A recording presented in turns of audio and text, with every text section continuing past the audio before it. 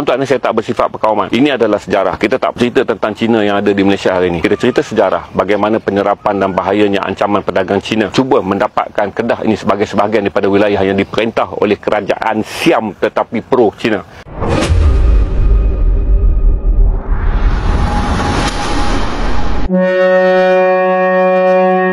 Perang yang kita anggap paling epik dalam sejarah Melayu, iaitu perang pada tahun 1821 hingga 1842 yang juga disebut sebagai perang musuh berbisik, manakala dalam bahasa yang lebih direct atau bahasa yang lebih langsung disebut perang Kedah Siam 1821 hingga 1842. Pertama, untuk kita lihat bagaimana penyatuan orang Melayu pada era perang yang sangat epik dan tragik ni. Kemudian kita akan lihat sejarah yang paling penting, bagaimana pengaruh kongsi gelap Cina yang datang dan kemudian berjaya mendapatkan kuasa. Kemudian bagaimana ahli-ahli perniagaan Cina melaga-lagakan Sultan Kedah pada waktu itu dengan kerajaan Raja Ligo yang berketurunan Cina. Jadi akhirnya perang ini juga membuktikan bahawa tentera-tentera yang datang daripada Thailand juga datang daripada kumpulan kongsi gelap dari tanah besar Cina pada waktu itu berperang. Jadi ini antara beberapa aspek sensitif yang sebelum ni orang kata jangan sentuh lah, jangan sebut ini ada Cina. Tak, saya nak cerita sejarah, tuan-tuan. Sejarah tak boleh disembunyikan. Dia tak ada kena-mengena dengan Cina tempatan, tetapi dia ada kena-mengena dengan keseluruhan sejarah yang patut kita tahu secara bulat 360 darjah. Kerana berbeza dengan perang-perang yang lain, perang Melaka,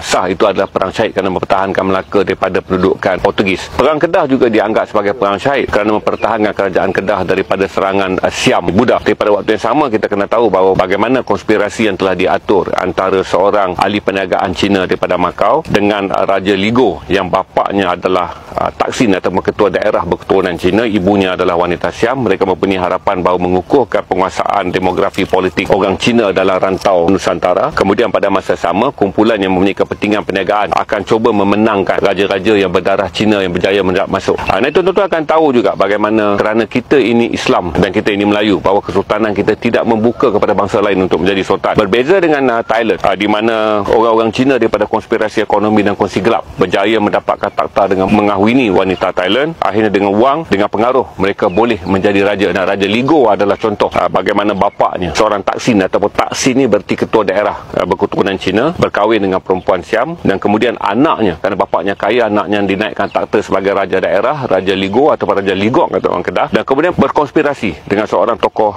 perniagaan daripada Macau untuk memastikan mereka boleh menggunakan kedudukan lelaki keturunan Cina daripada Raja Ligok ni, dan kemudiannya cuba menjatuhkan kerajaan dari Kedah. Dalam sejarah yang lebih panjang, apa yang mereka inginkan adalah Kedah ditawan oleh Raja Ligok dan kemudiannya raja berketurunan Cina Buddha menjadi sultan di negeri Kedah. Hanya 20 tahun kerana ada 3 perang besar, walaupun kawasan kota ni yang menjadi pertempuran yang pertama musuh berbisik bila Raja Ligok datang dan menipu dengan niat menziarahi orang Melayu untuk tanda persahabatan. Tapi bila mereka masuk ke dalam kota ni, mereka mengeluarkan senjata yang tersembunyi dan membunuh orang-orang di kota Kuala Kedah yang tidak bersedia kerana menganggap kehadiran Raja Ligok adalah lawatan persahabatan. Banyak muslihat yang kita akan belajar dalam perang ni. Kemudian kita akan lihat pula satu titik yang setiap kali kita baca sejarah perang berbisik, kita akan menitiskan air mata. Kerana inilah perang di mana para ulama yang berada daripada Aceh sampai ke Sumatera, ulama yang sampai ke Deli, sampai ke Siak, ulama-ulama Islam sampai ke Kepulauan Borneo, para ulama yang berada di Pahang, Johor dan Terengganu pada waktu itu telah mengeluarkan fatwa membantu Tengku Kudin ketika Tengku Kudin nak merampas balik kota ni 10 tahun kemudian. Ulama-ulama yang berada di semua kerajaan-kerajaan Melayu yang besar ni telah mengatakan bahawa apabila kamu pergi membantu Tengku Kudin untuk menghalau Raja Ligo ataupun kekuatan Raja Siam yang menguasai Kedah ni, dianggap sebagai perang syahid. Jadi pada tahun 1931, Tengku Kudin berjaya mengumpulkan 10,000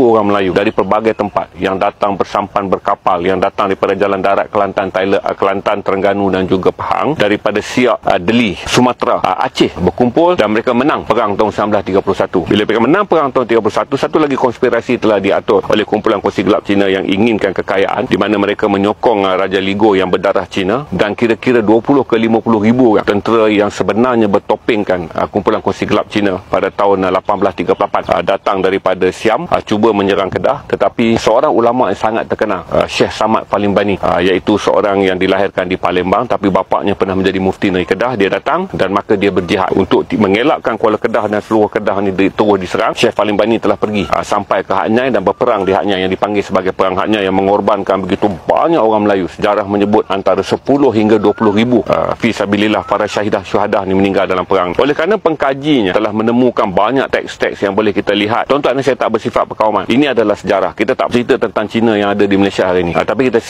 cerita sejarah bagaimana penyerapan dan bahayanya ancaman pedagang Cina pada abad yang ke-19 yang telah menyerap masuk dan berjaya menduduki takhta dalam raja daerah di Thailand, dan kemudian apa yang dikatakan Cina yang menguasai kuasa kerajaan dan Cina yang menguasai kuasa ekonomi bergabung dan cuba mendapatkan Kedah ini sebagai sebahagian daripada wilayah yang diperintah oleh kerajaan Siam tetapi pro Cina. Jadi ini kawasan dia untuk memberikan semangat tuan-tuan menonton. Muhammad Herman yang diancam dan dicela untuk tidak menyatakan kebenaran sejarah perang ni, yang diugut pun. Tapi saya kata dia, Herman takut apa? Kita cerita yang benar aja. Apa yang datang kita hadapi. Kenapa kita takut? Bangsa yang hebat adalah bangsa yang menulis sejarahnya sendiri. Dan Herman telah mengkaji sejarah Kedah sebagai seorang peminat sejarah. Dia adalah seorang graduat sejarah dan menghabiskan tesis sejarah. Saya kata, Herman, kalau anda menjadi orang yang tidak berani menulis sejarah berdasarkan bangsa yang menulis sejarahnya sendiri, kita takkan baca sejarah yang boleh mengajar bangsa kita. Jadi oleh kerana krisis daripada Kesultanan Kedah telah berlaku pada tahun 1776, telah ada perpecahan. Orang Melayu ni tuan-tuan,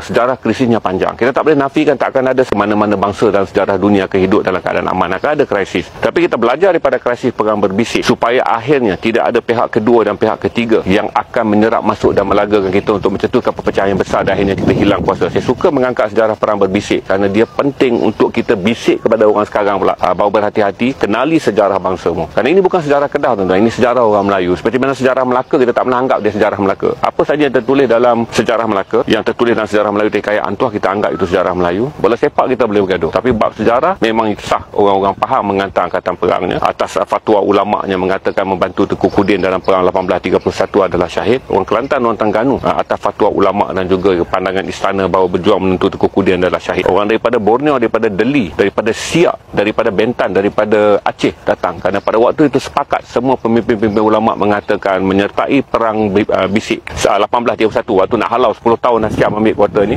adalah jihad fisabilillah. Kerana sejarah bangsa kita, kita kena cerita pada bangsa kita. Bukanlah untuk belajar sejarah kerana saudara nak jadi sejarawan, tapi kita belajar sejarah supaya kita tahu bagaimana memelihara bangsa kita, bagaimana kita nak memelihara agama kita.